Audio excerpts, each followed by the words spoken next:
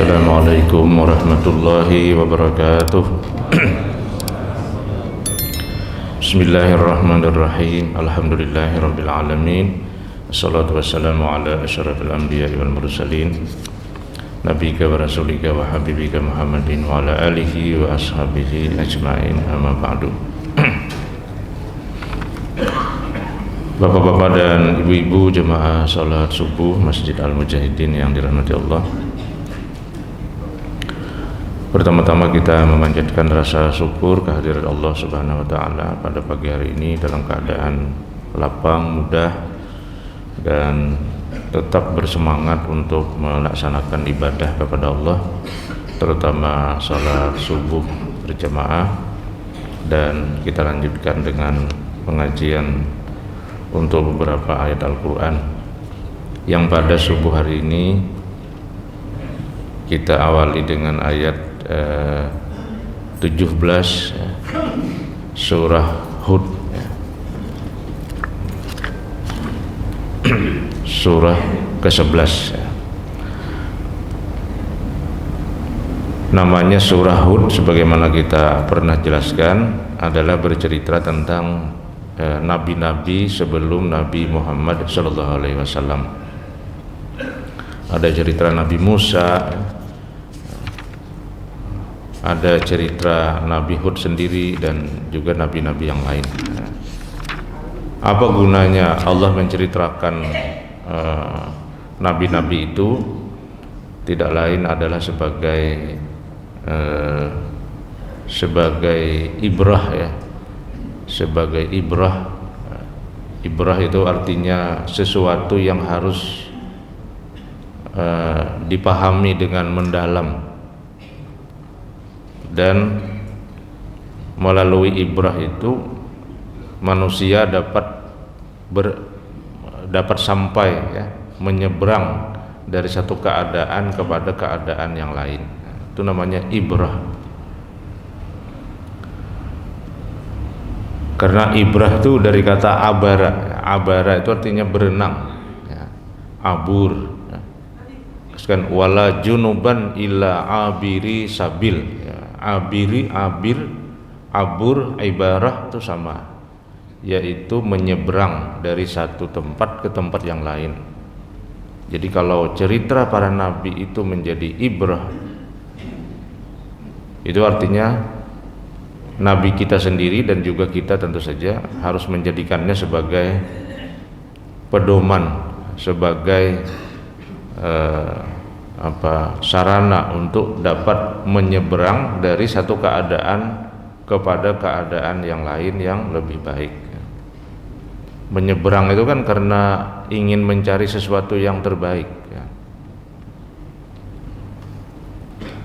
Di beberapa tradisi kita di Banjar ini kan sering nama desa itu ditambah dengan seberang, dimana begana di pemangkih seberang.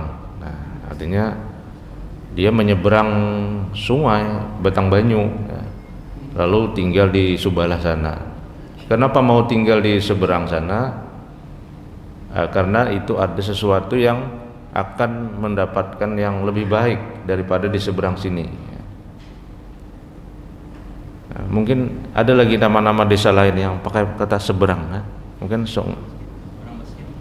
seberang masjid misalnya. Nah, di mana bergerak di seberang masjid. Nah, itu berarti dia menyeberang dari sungai, dari tempat asalnya di sebelah sini lalu ke sebelah sana. Nah, kenapa tinggal di sebelah sana? Karena itu ada sesuatu yang lebih baik. Itu namanya ibrah. Jadi bahasa Al-Quran itu sangat dalam maknanya. Kadang-kadang kan muncul inna fi dzalika la'ibratal liulil absar. Sesungguhnya yang demikian itu menjadi ibrah bagi ulil absar, orang yang memiliki pikiran. Nah, maka sama juga ini cerita-cerita yang terdapat di dalam Al-Quran itu menjadi ibrah bagi Nabi kita mulanya, tapi kemudian karena dia merupakan bagian dari ayat Al-Quran, maka dia juga menjadi ibrah bagi kita. Nah, seperti di dalam ayat 17 ini, surah Hud ini, Allah menjelaskan, auzubillahi minasyaitonirrajim, afaman kana ala bayyinatin mir rabbih wa yatluhu syahidum minhu wa min qablihi kitabu Musa imama wa rahmah ulaika yu'minuna bih wa may yakfur bihi minal ahzabi fannaru maw'iduhu fala taku fi miryatin minhu innahul haqqu mir rabbika walakinna aktsaran nasi la yu'minun. Maka apakah yang berada di atas penjelasan yang nyata dari Tuhannya dan diikuti pula oleh saksi darinya, dan sebelumnya telah ada kitab Musa yang merupakan pedoman dan rahmat, itulah mereka yang beriman kepadanya, dan barang siapa yang kufur dengannya dari kelompok-kelompok, maka nerakalah tempat yang diancamkan kepada mereka. Karena itu janganlah engkau ragu terhadapnya, sesungguhnya ia yang hak dari Tuhanmu, tetapi kebanyakan manusia tidak beriman. Ini menjelaskan tentang orang-orang yang beriman dan tidak beriman dari umat sebelum Nabi kita. Jadi secara sederhana Allah ingin menjelaskan kepada Nabi kita bahwa manusia bahari itu terbagi dua saja, yaitu orang yang beriman dan orang yang kafir. Lalu pada zaman Nabi kita muncul kelompok ketiga, yaitu orang-orang yang munafik. Tetapi orang-orang munafik ini sebenarnya masuk dalam kategori juga kafir, kan? Seperti dalam surah Al-Bayyinah, innal ladzina kafaru min ahlil kitabi wal musyrikina fi nari jahannam khalidina fiha. Jadi walaupun macam-macam namanya, sebutannya, perilakunya, tetapi secara keseluruhan dua saja, yaitu orang yang beriman dan orang yang kafir. Munafik masuk mana? Masuk kafir dia. Musyrikin masuk mana? Masuk kafir. Jadi orang-orang zalim masuk mana? Masuk kafir juga. Jadi kalau begitu kan orang yang beriman itu jelas, tapi orang yang tidak beriman itu bisa jadi tidak jelas. Ini untuk menegaskan kepada Nabi kita agar beliau berhati-hati terhadap berbagai kelompok ini. Nah, maka Nabi kita diajari oleh Allah, kalau ada informasi lakukanlah tabayyun. In ja'akum fasiqun binaba'in fatabayyanu, kata Allah. Kalau ada orang yang tidak taat, namanya fasik ya. Orang itu beriman mengakunya tetapi tidak melaksanakan ajaran agama dengan baik, namanya fasik. Lalu orang fasik itu menyampaikan informasi, maka kata Allah fatabayyanu, tabayyun. Tabayyun itu artinya cek and recheck, diteliti lagi, bujurkah ini, tidakkah. Itu kalau kita tahu yang menyampaikannya orang fasik. Nah, sekarang dalam era digital ini kita tidak tahu siapa yang menyebar informasi ini. Yang ada tahu kita. Nah, karena di situ diteruskan, bahkan ada bacaannya diteruskan berkali-kali. Nah, itu kan bingung kita. Maka yang harus kita lakukan adalah fatabayyanu, tabayyun. Tabayyun itu menimbang informasi. Dan sekarang ini saya kira banyak dosa kita itu dari informasi yang salah ini. Dan kalau kita analisis kenapa terjadi informasi-informasi yang disalahartikan itu semuanya kan kepentingannya politik. Nah, apalagi kemarin pada saat menjelang Pilpres, itu luar biasa. Yang namanya ujaran kebencian dan macam-macam, masing-masing itu sama, ya. Dan itu diproduk oleh AI, ya. Jadi ada aplikasinya rupanya, namanya robot, tapi robot dalam bentuk aplikasi. Jadi aplikasi itu mampu menggandakan informasi berjuta-juta kali lipat dalam 1 detik, kemudian disebar kepada pemilik nomor handphone berjuta-juta, berpuluh-puluh juta, dan itu merupakan sebuah industri. Jadi industri hoax, industri kepalsuan. Kita kalau membayangkan dulu kan industri itu misalnya industri minyak angin cap gajah, ada bendanya kan. Tapi sekarang industri itu termasuk industri kepalsuan, industri informasi kepalsuan. Kalau kita membaca Al-Quran seperti ayat-ayat ini, kita bisa memahami betapa banyaknya varian kekafiran. Dan yang beriman itu kan sedikit. Nah, sekarang dengan terbukanya media informasi, mungkin berlipat-lipat bentuk kekafiran itu muncul dalam dunia maya. Jadi maksud dulu untuk kita nih harus hati-hati juga menggunakan HP, menggunakan meneruskan informasi itu hati-hati sekali. Jangan sampai nanti termakan politik, ya. Ini kita nih kan pecang pulang nih, pemilihan gubernur pulang lo nih. Gitu. Adakah calon di sini? Mau ada nyaman bepandiran kita. Jadi hati-hati sekali, ya. Apalagi kita yang ya tidak terlalu peduli dengan politik, ya. Saya kira kalau usah umpatan, lebih baik kita mengurus apa yang kira-kira wajar dan baik kita urus untuk agama kita. Karena tampaknya ke depan ini kalau kita lihat akan muncul fenomena orang abai terhadap politik. Kenapa abai?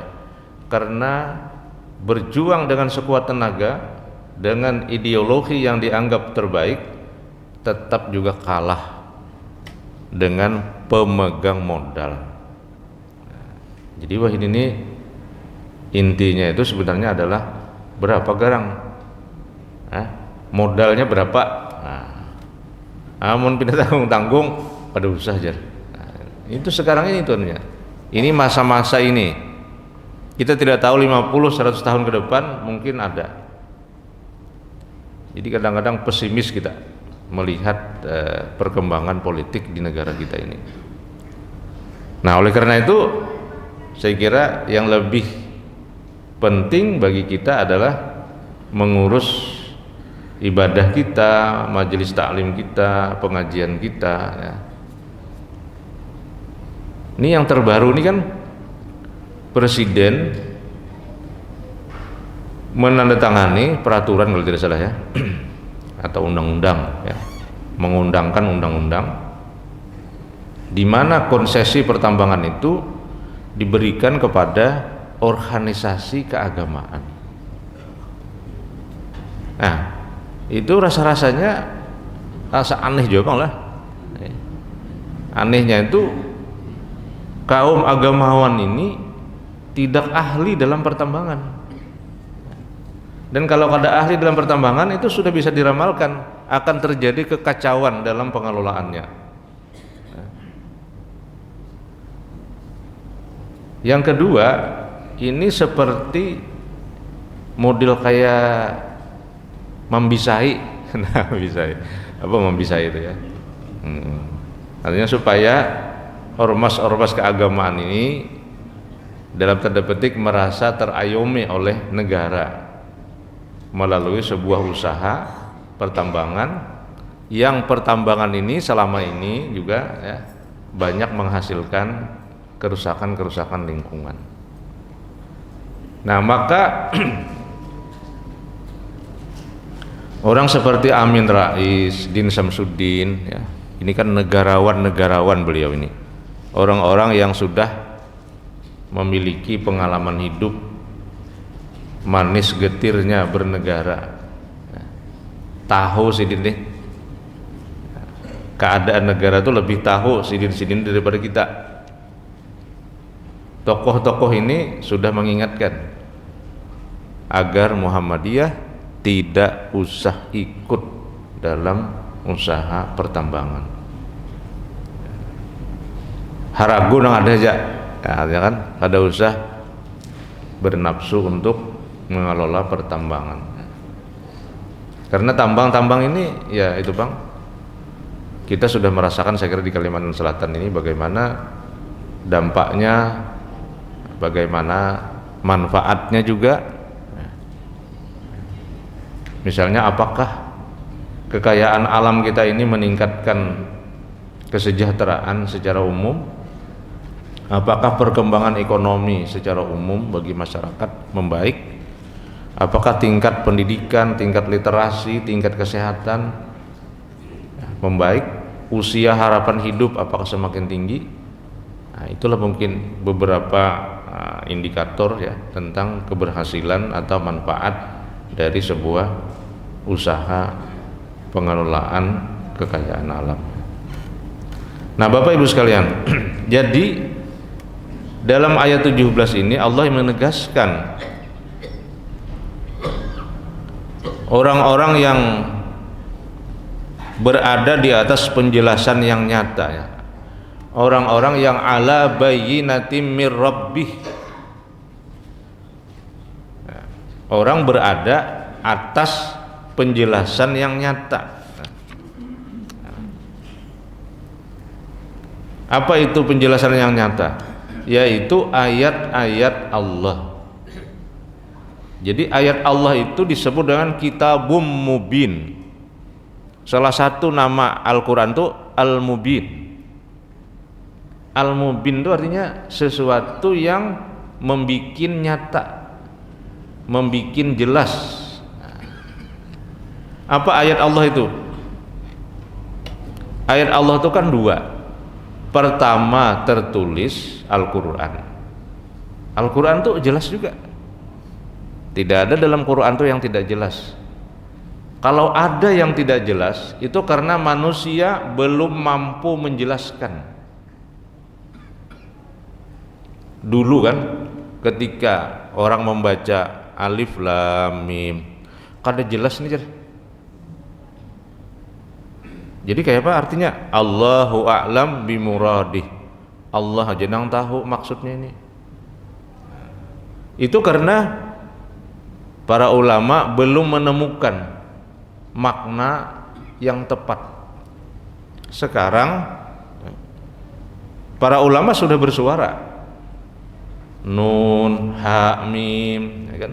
Alif lam mim shad, ha, mim, ain, sin, qaf, ya. Mulai 1 huruf sampai 5 yang disebut dengan fawatihus suwar, pembuka surah, itu adalah sebuah tantangan bagi orang-orang yang tidak percaya dengan Al-Quran sebagai firman Allah.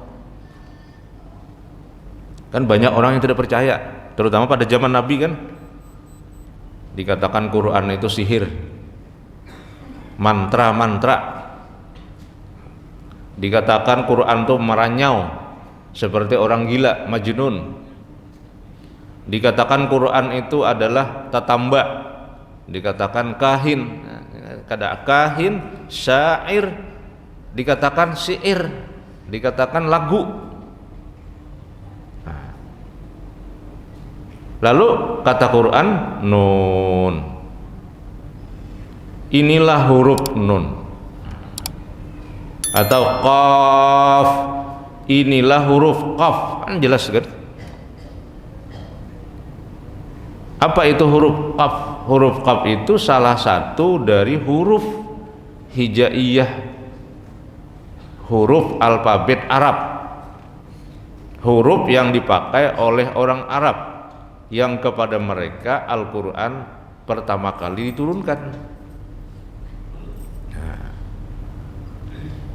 maka susunan ayat Al-Quran terdiri dari huruf-huruf seperti huruf qaf, seperti huruf nun, seperti huruf ya, seperti huruf sin. Sekarang, nah kata Allah kan, silahkan kalian bikin redaksi yang dapat menyamai Al-Quran, silahkan. Itu makna daripada Fawatihus Suwar, tantangan kepada orang yang tidak percaya dengan Al-Quran. Silahkan bikin dengan menggunakan huruf-huruf seperti qaf, seperti alif, seperti lam, seperti mim. Tapi mereka tidak mampu membikinnya. Tidak mampunya di mana? Tidak mampunya pada pemaknaan. Tidak mampunya bukan pada susunan keindahan. Kalau susunan keindahan, orang Arab tuh ahli dalam bidang syair. Tapi yang tidak mampu dalam maknanya. Al-Quran itu maknanya mulai nang paling bahari sebelum manusia ada sampai manusia hidup dalam dunia yang baru. Nah, jadi berapa alam tuh lintasnya, mulai alam sebelum ada, lalu alam ada, lalu alam ini hancur, kemudian muncul alam yang baru, sampai nanti alam yang baru ini juga terserah Tuhan. Nah, berapa tuh? 5 fase.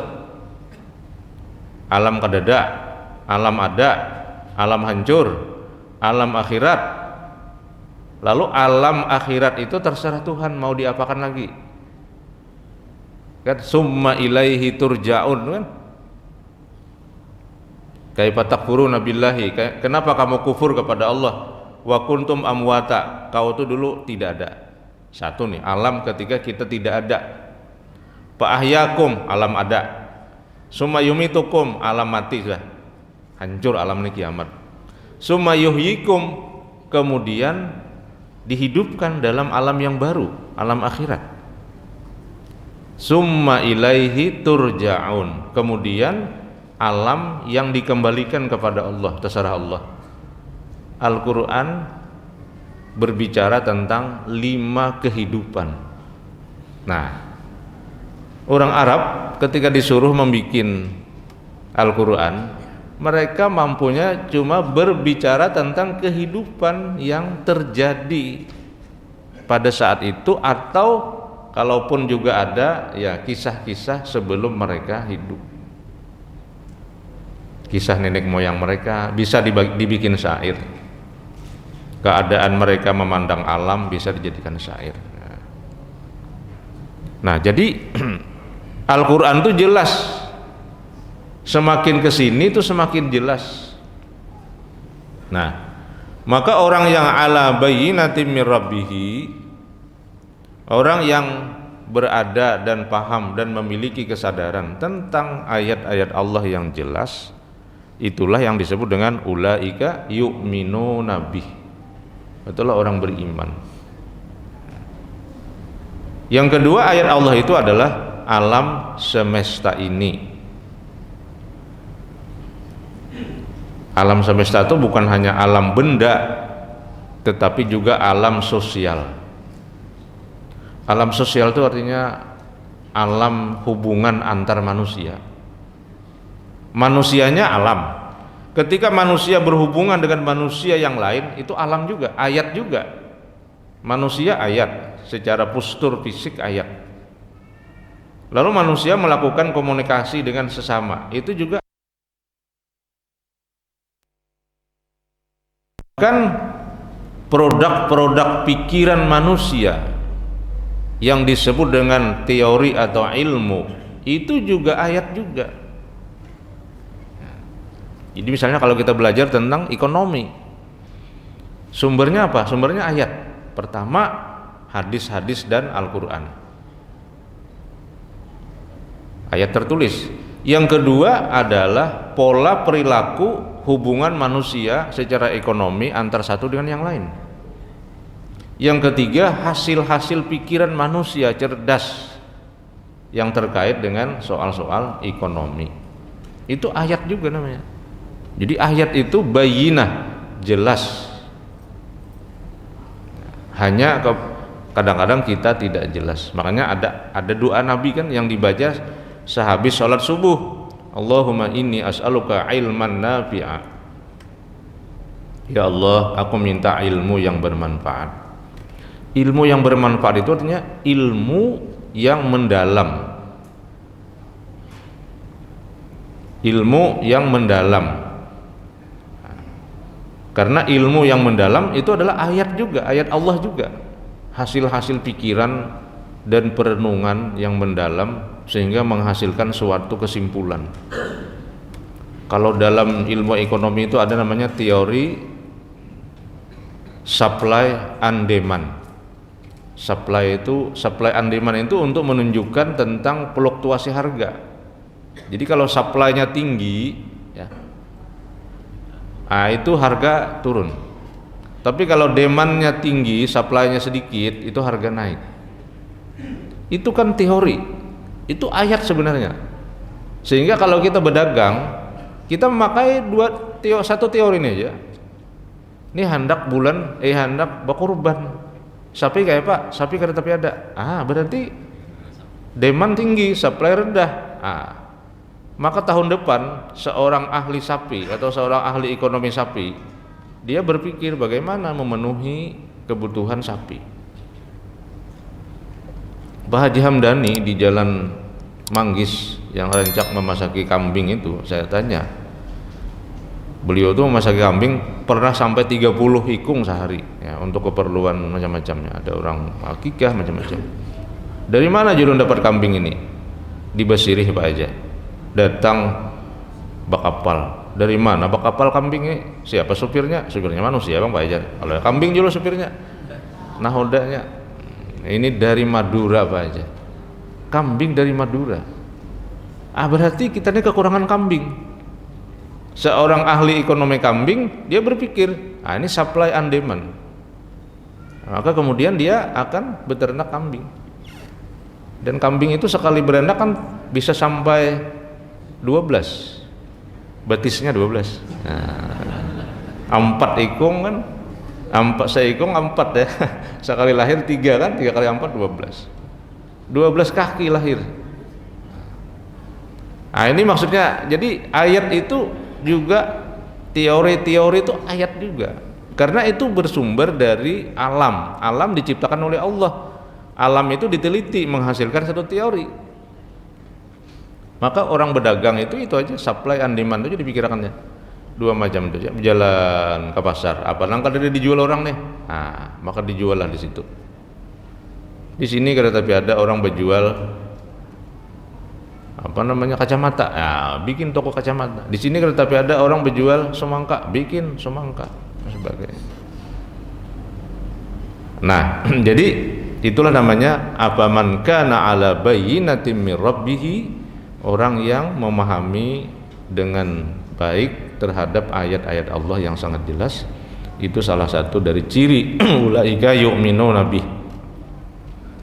Tapi orang yang tidak percaya dengan ayat-ayat Allah, itulah yang disebut dengan orang-orang kafir. Nah, jadi ayat 17 ini sebagaimana ayat-ayat lain juga, ini adalah menjadi ibrah bagi Nabi kita tentang situasi masyarakat ya, di mana akan banyak kelompok-kelompok yang kafir kepada Allah, sedangkan yang beriman itu satu kelompok saja. Walaupun organisasinya beda, itu kalau keimanannya sama saja. Ini Muhammadiyah, ini NU, ini Salafi, ini Jamaah Tabligh, sama saja sepanjang keimanannya sama. Soal furu'iyah, soal perbedaan praktek fikih itu sesuatu yang menjadi pilihan masing-masing. Kemana sholatnya? Ke Masjid Muhammadiyah. Kenapa? Karena azannya sekali, talakas bulik. Nah, ada juga.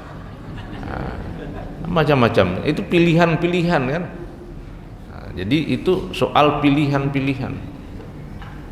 Yang penting sama, asyhadu an la ilaha illallah wa asyhadu anna muhammadar rasulullah. Pelajari ayat-ayat Allah dengan baik, amalkan ayat itu sehingga menjadi amalan mutaqabbala, menjadi amalan yang diterima. Kalau ilmunya mendalam, amalannya diterima, warizqan thayyiba, dia akan mendatangkan rezeki yang baik.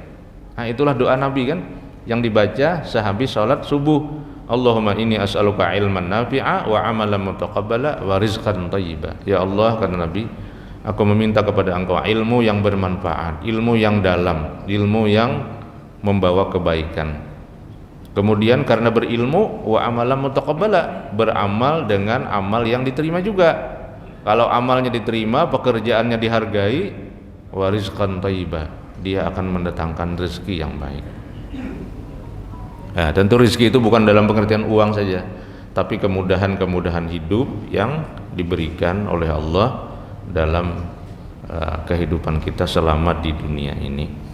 Inilah yang dapat ulun jelaskan, selebihnya bisa dimutolaahi juga pada ayat 17 surah 11 surah Hud ya. Mudah-mudahan menambah khazanah pengetahuan kita. Amin ya rabbal alamin. Hadanallahu wa iyyakum ajma'in. Subhanaka rabbana wa bihamdika asyhadu an la ilaha illa anta astaghfiruka wa atubu ilaik. Assalamualaikum warahmatullahi wabarakatuh.